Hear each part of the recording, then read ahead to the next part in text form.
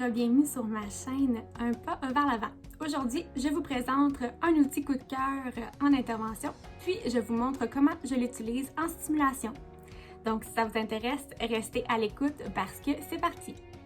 Le jeu que je souhaite vous présenter aujourd'hui, c'est le puzzle duo, comme ça, à table des éditions Djeco.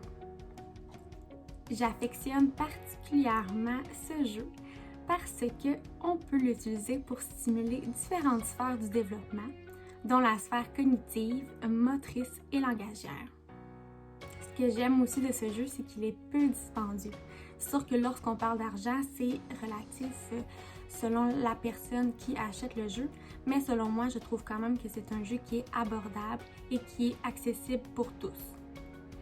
Bien évidemment, la première sphère qu'on réussit à stimuler à l'aide de ce jeu, c'est la sphère motrice, parce que l'enfant doit venir agripper les morceaux avec ses mains, puis il doit venir les emboîter l'un dans l'autre. Également, on peut venir stimuler le développement langagier de l'enfant, en venant, premièrement, enrichir le vocabulaire de mots variés, comme d'animaux ou d'aliments. Puis aussi, on peut venir travailler la formulation de phrases sujet, verbe, complément, puis plus précisément le verbe manger. Comment qu'on permet à l'enfant d'enrichir du vocabulaire? C'est en fait lorsqu'il va venir emboîter ces morceaux ensemble, il peut venir nommer ce qu'il retrouve sur le casse-tête. Donc ici, on a un chien, un os. Donc on amène l'enfant à nous nommer c'est quoi qui se retrouve sur les morceaux de casse-tête en lui posant la question « c'est quoi ?» Donc, l'enfant emboîte ces morceaux ensemble, puis vous lui dites « c'est quoi ?» Et là, il devrait vous répondre « un chien ». S'il a de la difficulté, vous pouvez lui donner un choix. Est-ce que c'est un chien ou un chat? Alors ensuite, il peut choisir entre les deux options que vous lui avez données. Vous pouvez aussi commencer le mot, dire le premier son, comme « ch ». S'il ne répond pas « chien », vous rajoutez un autre son, « chi ».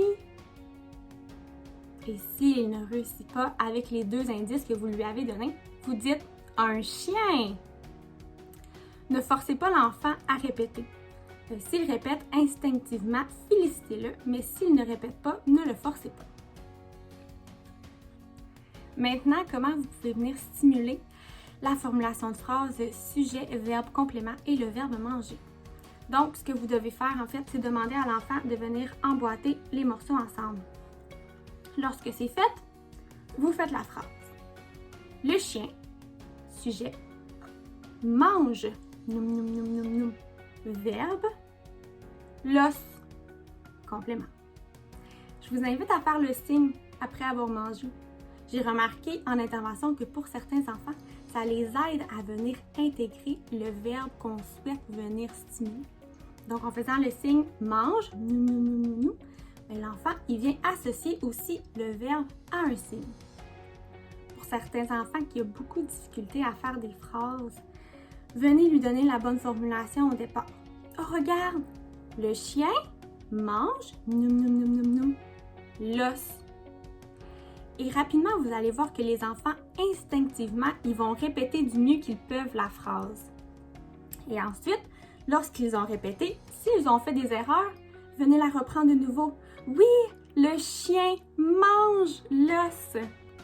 S'il fait, par exemple, une erreur, il ne met pas le déterminant, vous venez mettre l'emphase sur le déterminant. Oui, le chien mange l'os. Donc, on vient vraiment mettre de l'emphase aussi sur les erreurs que l'enfant a faites lorsqu'il a répété. Un enfant qui est plus habitué de faire des phrases mais qui fait quelques petites erreurs, venez lui demander de faire la phrase par lui-même, puis par la suite, venez juste répéter la bonne reformulation sans lui dire que non, c'est pas comme ça qu'on dit ça. On ne vient pas nommer à l'enfant qui a fait une erreur. On vient seulement reprendre sa phrase en disant la bonne formulation.